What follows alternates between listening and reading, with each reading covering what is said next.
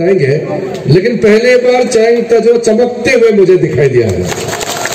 चाइंग ताजो काफी चमक धमक जब रात को पहुंचा और जिस तरीके से हाई मोफी जी, पूरे टीम साफर पाओ और पूरे लोगों ने जो अरेंजमेंट किया, हमारे यहाँ की महिलाओं ने, युवाओं ने जिस तरीके से चाइंग ताजो को सजाया, कल्चरल प्रोग्राम का ऑर्गेनाइज किया, जिस तरीके से सारा अरेंजमेंट किया, मैं कह सकता हूं कि चाइंग ताजो अब बहुत बदल चुका है और तेजी से आगे बढ़ रहा है। कोई भी कार्यक्रम यहाँ होस्ट कर सकता है।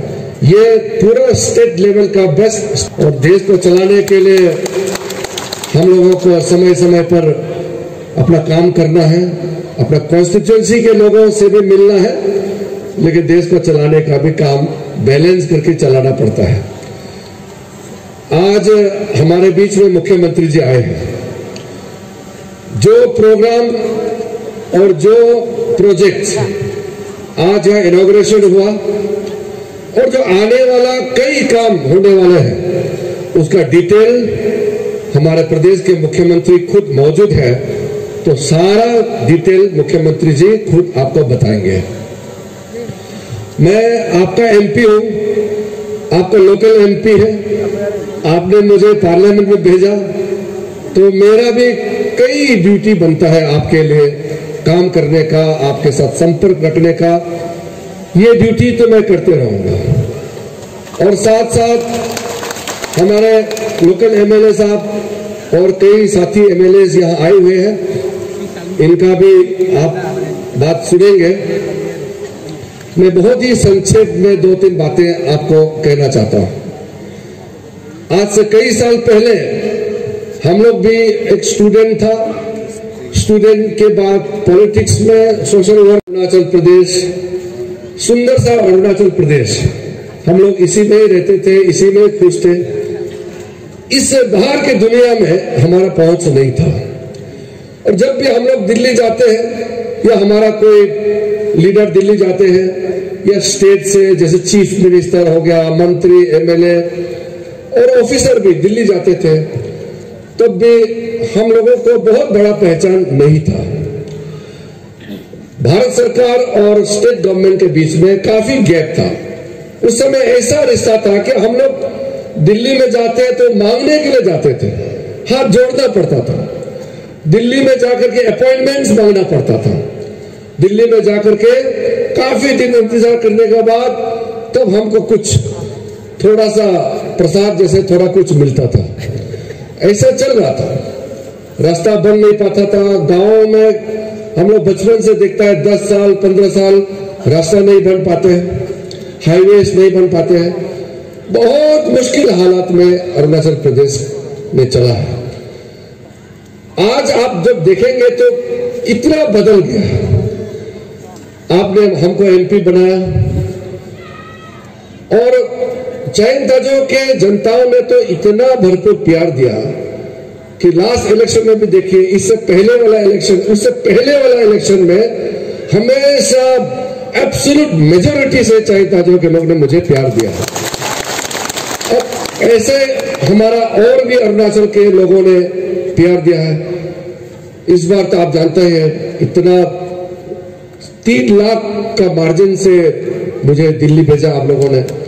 तो इतना प्यार देने के बाद मेरे लिए तो ये बहुत बड़ा एक रेस्पॉन्सिबिलिटी है।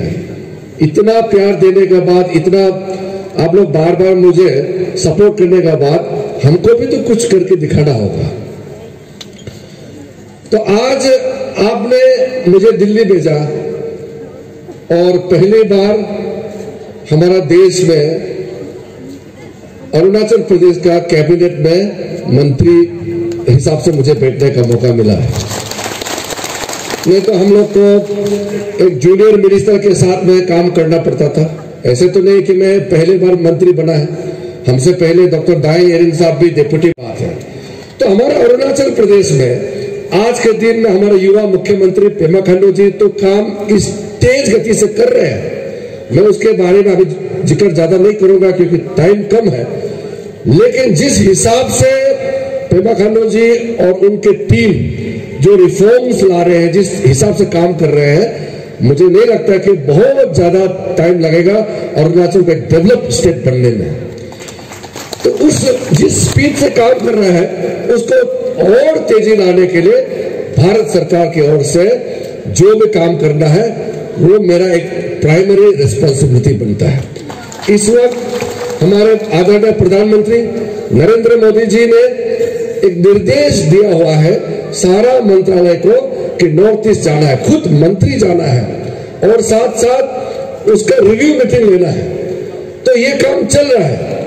जो भी भारत सरकार की ओर से जो काम करना है वो तो कर ही रहा है, लेकिन मैं चैंग ताजो में आया है तो मैं जो आपको शुरू में बोला था ये रोड के बारे में, सचमुच में हम लोग में बहुत ज्यादा बात करने का मन इसलिए नहीं होता है कि इतना काम हो रहा है, गांव गांव का काम हो रहा है यहाँ में, लेकिन सेप्पा से चैंग ताजो का रास्ता जब तक ठीक नहीं होगा तब तक कुछ भी ठीक नहीं होगा।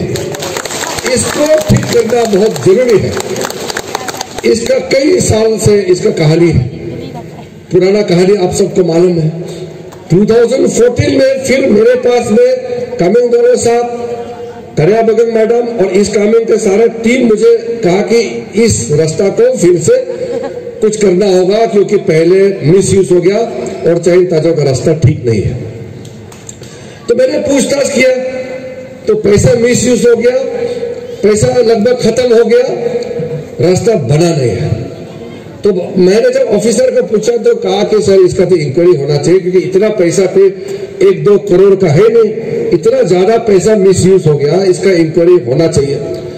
तो फिर मैंने कहा ठीक है, इंक्वायरी जो चल रहा है वो चलेगा, लेकिन मेरे लिए रास्ता पहले ठीक करना है। तो नया जब उसमें एस्टिमेट बनवा के इंक्वायरी वाला को मैंने कहा कि इंक्वायरी कीजिए मगर पहले नया सेंक्शन कीजिए, क्योंकि इंक्वायरी करने से रास्ता तो बनेगा नहीं, तो पहले रास्ता बनना चाहिए, उसके बाद जो होगा बाद में दिखा जाएगा। तो उसका सेंक्शन जब कराया, मैं सेप्पा में आया था, सेप्पा में आकर के उस समय मैंने पब्लिक मीटिंग में बताया था कि 100 से कितना ज्यादा करोड़ का हम नया सेंक्शन ला रहे हैं, लेकिन आप लोग इंश्योर कीजिए कि पहले जो मिसयूज किया है ऐसा दोबारा नहीं करेंगे। ये नया जो पैसा दिया है इससे चैंग ताजो का फर्स्ट क्लास रास्ता बनना चाहिए, आप लोग कमिटमेंट देना पड़ेगा। तो उस समय सबने कहा था कि सर ये तो एक नया जान दिया है, नया पैसा आया है, हम लोग मिल करके चैंग ताजो का रास्ता को ठीक करेगा, उसमें सबने बोला था। लेकिन उसके बाद में जब मुझे सुनाई दिया कि पहले जैसे हुआ फिर से ये सेकंड वाला पैसा का फिर से मिसयूज हो गया बोला, तो मैं तो मेरे पास कहने के लिए कोई शब्द नहीं है, क्योंकि हमने अनाउंस भी किया, बोला भी था कि 2014-15 में ये जब हो रहा था, प्रोजेक्ट बना रहा था, तो हम तो जिस चीज का डर था फिर से हो गया। तो इसके बारे में मैं इतना में रखता हूं क्योंकि चीफ मिनिस्टर साहब के पास पूरा नॉलेज है इंक्वायरी का, बाकी चीज वो पूरा इसका समाधान भी बता के जाएंगे। जब यहाँ आया है तो इसका सॉल्यूशन भी बता के जाएंगे, इसलिए सीएम साहब आपको एड्रेस करेंगे इस मामले में। लेकिन ये रास्ता का प्रॉब्लम होते होते मैं आपको इतना कह के जाना चाहता हूं कि जो 2-3 साल का गैप हुआ कोरोना वायरस के चलते हम लोगों के बीच में मिलना जुलना में कम हो गया, और इलेक्शन के बाद तुरंत यहाँ आना चाहते थे, लेकिन कोविड आ गया, उस समय बामेंग केडेवा का भी प्रोग्राम कैंसिल हो गया। इस बार 2 बार हो गया बामेंग केडेवा का प्रोग्राम कैंसिल हो गया, लेकिन सीएम साहब तो जाएगा, आज सीएम साहब बामेंग में बैठने वाले हैं। तो आज मैं आपको बता सकता हूं कि अगर चैंग ताजो सर्कल में है, चाहे वो पीपू में हो, गावेप्रो में हो या सवा में हो, अब बताइए कौन कौन सा गांव में अभी रास्ता नहीं पहुंचा है। हमारा RWD का सीनियर ऑफिसर लोग बैठा हुआ है, हम उस समय बोला था कि अगले बार इलेक्शन में आएंगे तो हर गांव का रास्ता पक्का होना जरूरी है, हम करके ही आएंगे। और मुझे इस बात को सुनते हुए भी और कहते हुए भी बहुत खुशी महसूस हो रही है कि लगभग भले ही सेप्पा चैंग ताजो का रास्ता ठीक ना हो, लेकिन चैंग ताजो से आगे का गांव का रास्ता अब लगभग ठीक हो चुका है। मैक्सिमम गांव का प्रधानमंत्री ग्राम सड़क योजना के तहत, और हमने कई और सैंक्शन में कराया था। ये सारा क्योंकि गांव रास्ता पहुंचाना ये सबसे बहुत इंपॉर्टेंट चीज है। और उसके बीच में सीएम साहब हम लोग बातचीत करके चैंग ताजो से न्योपिन का कनेक्शन करने का रास्ता भी सैंक्शन हो चुका है। मेरे ख्याल से टेंडर भी अभी कॉलिंग करने का वो प्रोसेस में है। तो हमने पहले भी कहा कि ये जो चैंग ताजो से न्योपिन का कनेक्शन करने का जो रास्ता है ये बहुत इंपॉर्टेंट प्रोजेक्ट है और इसको टेंडर चक्कर में करके फिर वो केस वेस करके कोर्ट में नहीं फंसाना है, क्योंकि काम जो है रुकना नहीं चाहिए। काम रुकने से हम लोग इतना मेहनत से सैंक्शन कराता है और यहाँ झगड़ा करके बैठता है। हम लोग तो कोई पीएमजीएसवाई का कॉन्ट्रैक्टर से तो पैसा तो नहीं मांगता है, हम लोग तो काम तो दे देता है, सैंक्शन करता है, लेकिन यहाँ तेजी से काम करना बहुत जरूरी है। इसके अलावा कोविड के समय में गरीबों के लिए चावल, खाने पीने का चीज पहुंचाने का सारा प्रबंधन किया। आप लोग को मालूम होगा, यहाँ मिल रहा होगा। और प्राइम मिनिस्टर ने सारा चीफ मिनिस्टर से बातचीत करके और यहाँ अरुणाचल के लिए पेमा खांडू साहब से प्राइम मिनिस्टर कभी लगातार टच में था जब तक ये कोविड चल रहा था। अभी भी है, लेकिन अभी थोड़ा सा वैक्सीनेशन हो गया तो थोड़ा सा शांति है, लेकिन खाना पीना से लेकर के हर इमरजेंसी चीज को हम लोगों ने बंद होने दे दिया। आपको मालूम है 23 का रात को 23 मार्च 2020 को जब लॉकडाउन अनाउंस किया था प्राइम मिनिस्टर ने, तो हम लोग ने लिस्ट बनाया। लिस्ट बना करके क्या क्या चीज पब्लिक को लॉकडाउन होने के बावजूद भी घर घर तक पहुंचाना है। जैसे बिजली, इलेक्ट्रिसिटी ये बंद नहीं होना चाहिए, पानी बंद नहीं होना चाहिए, खाना पीना बंद नहीं होना चाहिए, दवाई पानी बंद नहीं होना चाहिए। और ये सब करने के लिए भी आदमी ही काम करेगा। तो उस समय तो ड्राइवर को भी डर है कि वो भी तो कोविड होकर मर सकता है, इलेक्ट्रिशियन को भी डर है। वो जो आपको राशन पहुंचाने के लिए तो हम लोग जो एयरक्राफ्ट एयरफोर्स से पहुंचाता है वो पायलट भी तो डरता है। तो ऐसा हालत में देश को संभालते संभालते आज यहां तक लेके आया। उस समय तो लोग बोलते थे इंडिया में इतना पॉपुलेशन है, शायद आधा से ज्यादा तो कोविड में मर जाएगा होगा, लेकिन प्राइम मिनिस्टर ने सही टाइम में लॉकडाउन करके पूरा इंडिया को आज एक एग्जाम्पल बना दिया है। आपको मालूम है अभी जो G20 का समिट हुआ, वहां में वर्ल्ड हेल्थ ऑर्गेनाइजेशन का जो सेक्रेटरी जनरल है उसने पूरा दुनिया के लीडर्स को कहा कि कोविड के समय में मेडिकल इमरजेंसी में सारा दुनिया इंडिया से सीखना चाहिए और नरेंद्र मोदी से सीखना चाहिए। ऐसा सर्टिफिकेट हमारा प्रधानमंत्री नरेंद्र मोदी जी को दुनिया वाला ने दिया है। इस हिसाब से छोटा घर में चूल्हा के लिए गैस कनेक्शन देने का, बल्ब देने का, ये सारा नरेंद्र मोदी गवर्नमेंट जो कर रहा है, हम लोग बारीकी से धीरे धीरे धीरे करके इसको हर एक घर में पहुंचाने का काम चल रहा है। ये सारे 1.5 साल का जो कोविड की वजह से हम लोग का स्कीम बहुत डिले हो गया, क्योंकि सारा चीज डाइवर्ट करके मेडिकल में डाल दिया। नहीं तो 2024 तक हम लोग कमिटमेंट था कि हर घर में, हर गांव नहीं हर घर में पानी का नल पहुंचाना है, हर घर में गैस सिलेंडर पहुंचाना है, हर एक गरीब को घर बना देना है, सब्सिडी के रेट में भी हो या पूरा ग्राम के हिसाब से भी हो, किसी तरीके से हर एक जन को मदद पहुंचाना है। आपका जो बैंक खाता खोल चुका है, जनधन खाता खोल चुका है, आपके खाता में भी फ्यूचर में जो भी बेनिफिट मिलेगा भारत सरकार का वहां से एक बटन दबाएगा और ये आपका खाता में पैसा जाएगा।